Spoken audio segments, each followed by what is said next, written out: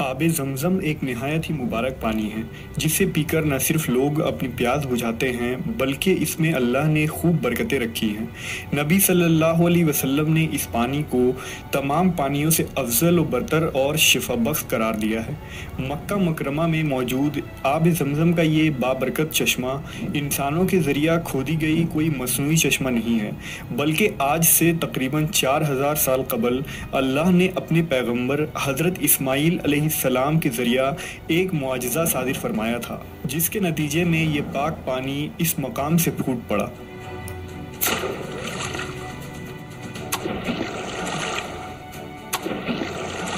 اس video میں ہم اس حیرت انگیز معجزے کا ذکر کریں گے جو بی بی ہاجرہ علیہ السلام اور حضرت اسماعیل علیہ السلام کی غیبی مدد کے لیے اس سنسان اور بنجر صحرا سے پھوٹ پڑا تھا۔ اللہ نے اپنے جلیل القدر پیغمبر حضرت ابراہیم علیہ السلام کو بہت سارے آزمائشوں میں ڈالا مگر آپ ہر امتحان میں ثابت قدم رہے اور ان میں پورا اترے۔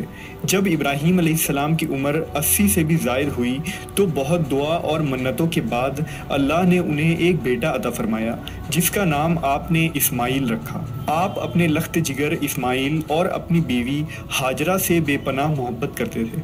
حضرت اسماعیل علیہ السلام کی پیدائش کے چند دنوں بعد ہی اللہ نے آپ کو حکم دیا کہ آپ اپنے بیٹے اسماعیل اور بی بی ہاجرہ کو دور عرب کی ایک بیابان صحرا میں چھوڑ آئیں جہاں نہ انسانی آبادی تھی اور نہ غذا کا انتظام۔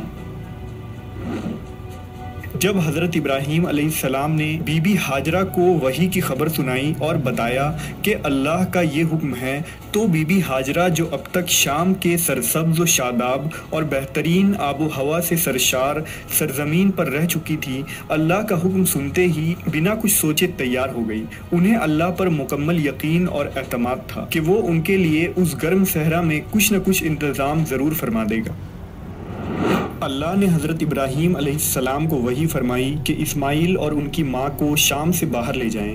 حضرت ابراہیم نے کہا، اللہ میں انہیں کہاں لے جاؤں؟ ارشاد ہوا، اے ابراہیم انہیں امن و امان کی جگہ یعنی میرے حرم اور کرۂ ارض کے پہلے مرکز پر لے جاؤ جسے میں نے خلق کیا ہے اور وہ مکہ ہے۔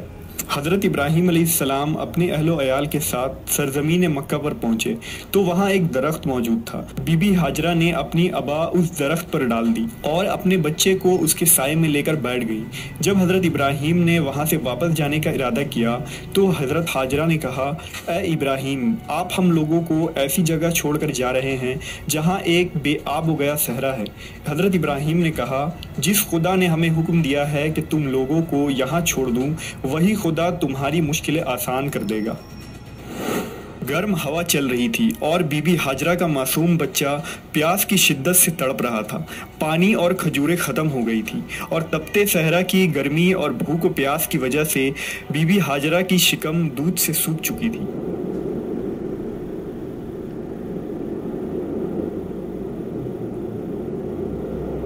حضرت اسماعیل علیہ السلام بھوک و پیاس کی شدت سے تلبلانے لگے۔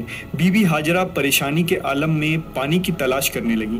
جب آپ دور سے بیابان کی طرف دیکھتی تو انہیں پانی کا چشمہ نظر آتا تھا لیکن جب قریب پہنچتی تو وہاں سراب نکلتا۔ اس طرح بی بی ہاجرہ 7 مرتبہ پانی کی تلاش میں صفا اور مروہ کی پہاڑیوں کے درمیان دوڑیں مگر آپ کو پانی میسر نہ ہوا۔ لہٰذا اس بے سہارا خاتون اور معصوم بچے کو دیکھ اللہ کی رحمت نے جوش مارا اور جب بی بی ہاجرہ اسماعیل علیہ السلام کی طرف واپس آئیں تو دیکھا کہ اسماعیل پیاس کی شدت سے پتھریلے زمین پر ایڑی رگڑ رہے ہیں جہاں سے اللہ رب العزت کے حکم سے پانی پھوٹ پڑا اور ایک چشمہ جاری ہو گیا۔ ایک روایت کے مطابق اس وقت جبرائیل علیہ السلام نازل ہوئے اور آپ نے اس جگہ کی زمین پر ضرب ماری تو اس جگہ پانی کا چشمہ جاری ہو گیا۔ حضرت ہاجرہ نے اس چشمے کے چاروں طرف حصار بنانے کے لیے مٹی اور پتھر کو جمع کرنے لگی۔ پانی تیز رفتاری سے پھوٹ رہا تھا لہٰذا آپ نے اس پانی سے کہا، زمزم یعنی رک جا رک جا۔ اس لیے اس چشمے کا نام زمزم پڑ گیا۔ حضرت ابن عباس سے روایت ہے کہ نبی صلی اللہ علیہ وسلم نے فرمایا، اگر تمہاری ماں ہاجرہ نے اس پانی کا احاطہ نہ کیا ہوتا تو یہ مکہ کی وادیوں کو بھر دیتا۔